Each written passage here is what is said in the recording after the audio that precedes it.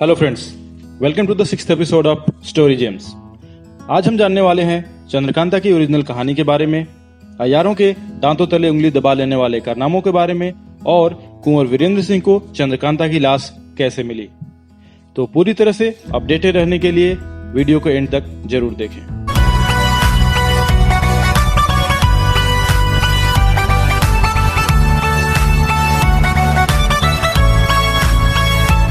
कहानी शुरू होती है नौगढ़ से।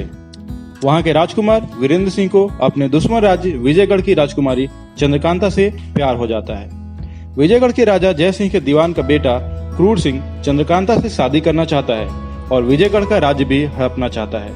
इसी कारण से वह हमेशा विजयगढ़ के महाराज को वीरेंद्र सिंह के खिलाफ भड़काता रहता है। कुंवर वीरेंद्र अपने जिगरी दोस्त और अय्यार तेज सिंह के हाथों चंद्रकांता को खत भिजवाते रहते हैं। चंद्रकांता अपना ज्यादातर समय अपनी सहेलियों चपला और चंपा के साथ अपने पर्सनल नजरबाग में बिताती है। एक दिन कुंवर वीरेंद्र सिंह के बहुत ज्यादा जिद करने के बाद तेज सिंह उन्हें लेकर भेष बदलकर चंद्रकांता से मिलने जा पहुंचता है। इस बात की खबर क्रूर सिंह का अय्यार अहमद क्रूर सिंह को दे देता है। आनन फानन में क्रूर सिंह महाराजा जय सिंह के पास पहुंचता है और सैनिकों के साथ बाग में पहुंचकर वीरेंद्र सिंह को पकड़ने की कोशिश करता है, परंतु ऐन मौके पर तेज सिंह के शिष्य और अय्यार देवी सिंह एक पिशाच का भेष धरकर वहां जा पहुंचते हैं और तेज सिंह तथा वीरेंद्र सिंह को बाग से सुरक्षित बाहर निकाल ले जाते जाते तेज सिंह चंद्रकांता की नौकरानी केतकी का भेष बनाकर क्रूर सिंह के अय्यार अहमद को धोखा देते हैं और उसे कैद करके अपने साथ नौगढ़ ले जाते हैं। नौगढ़ ले जाकर उसे एक अत्यंत ही गुप्त पहाड़ी गुफा के अंदर ले जाते हैं और वहां पर एक शेर की जबान को खींचकर एक गुप्त तहखाना खोलते हैं और उस तहखाने के अंदर से होते हुए एक घाटी में जा पहुंचते हैं। यह घाटी चारों ओर से ऊंची ऊंची पहाड़ियों से घिरी हुई है। उन पहाड़ियों को आप देख तो सकते हैं, पर उन पर चढ़ना अत्यंत ही मुश्किल है और एक इंसान उन्हें किसी भी तरह से पार नहीं कर सकता। इस घाटी में खाने के लिए कई सारे जंगली फलों के पेड़ लगे हुए होते हैं और अनेकों साफ पानी के झरने मौजूद हैं, जिससे इंसान अपनी प्यास बुझा सकता है। यह एक प्राकृतिक कैद रहती है और यह उसी तिलिस्म का छोटा और बाहरी हिस्सा है जिसे आगे चलकर कुंवर वीरेंद्र सिंह तोड़ने वाले हैं।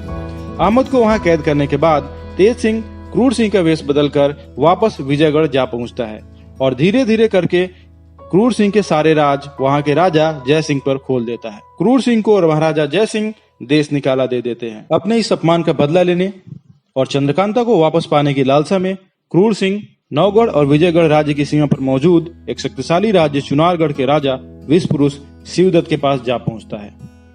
शिवदत्त के सामने चंद्रकांता की खूबसूरती का बयान क्रूर सिंह कुछ इस तरह करता है कि शिवदत्त शादीशुदा होने के बावजूद भी दोबारा चंद्रकांता से शादी के सपने देखने लगता है और इसीलिए वह अपने 4 अय्यारों पंडित बद्रीनाथ, ज्योतिषी जगन्नाथ, राम नारायण और भगवान दत्त को क्रूर सिंह के साथ वापस विजयगढ़ में भेजता है ताकि वे अय्यारी कर सके और चंद्रकांता को उसकी बना सके। अय्यारों के घात प्रतिघात अगले कई दिनों तक विजयगढ़ में चलते रहते हैं। इसी क्रम में एक दिन जब तेज सिंह विजयगढ़ से वापस नौगढ़ लौट रहा होता है, तभी उसे रास्ते में कुंवर वीरेंद्र मिलते हैं। कुंवर उसे अपने साथ बैठकर शिकार किए हुए हिरण का मांस खाने के लिए कहते हैं। खाते खाते अचानक तेज सिंह का सर चकराने लगता है और वह बेहोश हो जाता है। इतने में कुंवर वीरेंद्र का भेष धरे पंडित बद्रीनाथ अय्यार उसे कैद कर लेते हैं और ले जाकर चुनारगढ़ के किले में कैद कर देते हैं। चंद्रकांता की सहेली चपला भी एक जानी मानी अय्यारा है। वह मन ही मन तेज सिंह से प्यार करती है। तेज सिंह की गिरफ्तारी की खबर सुनकर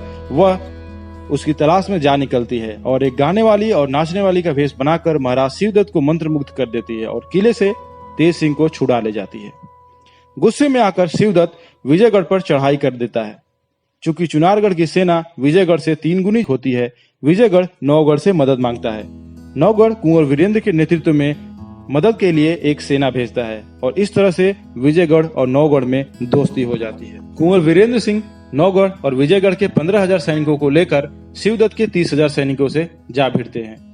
वे अपने कम सैनिकों के साथ काफी बहादुरी से शिवदत्त का मुकाबला करते हैं, पर अब उनकी हार स्पष्ट रूप से दिखाई देने लगती है।